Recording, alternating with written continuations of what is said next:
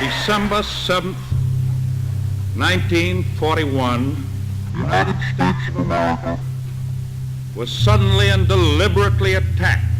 President Franklin D. Roosevelt decided to place an embargo on all oil imports into Japan, causing them to lose access to 88% of all oil. International sanctions against North Korea have been scaled up significantly over the past year, but Pyongyang showing no signs of slowing down its nuclear weapons program. Instead, it carried out its 6th nuclear test this month. Washington wants an oil embargo and a freeze on leader Kim Jong-un's assets. And it's threatening sanctions on any country that trades with North Korea. North Korea is vowing revenge, condemning that latest round of United Nations sanctions, warning that it's going to make the U.S. pay dearly.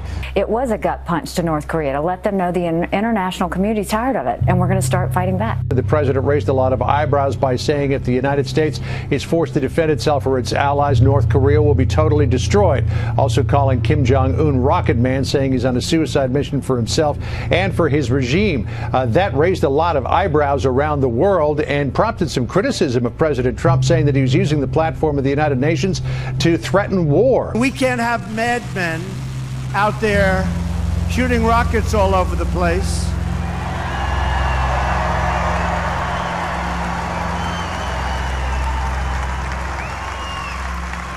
And by the way, Rocket Man should have been handled a long time ago.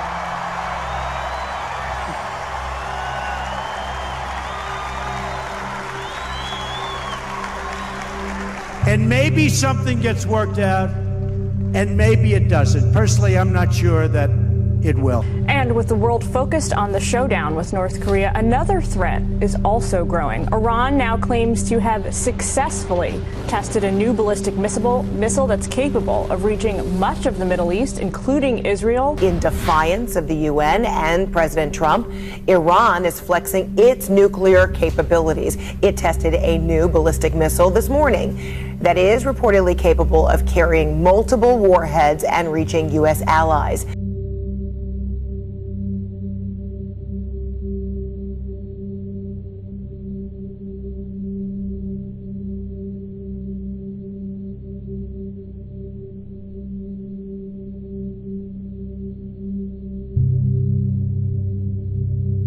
North Korea. Hawaii residents told to prepare for nuclear attack. Nuclear attack. This is something that's been talked about and threatened, but with Venezuela, they've actually gone ahead and done it. So this should be huge front page news all over the country. It should be up on the Drudge Report, USA Today, but it's not. People aren't talking about this, but this is huge because the petrodollar is foundational to the global financial system and really the projection of U.S. power.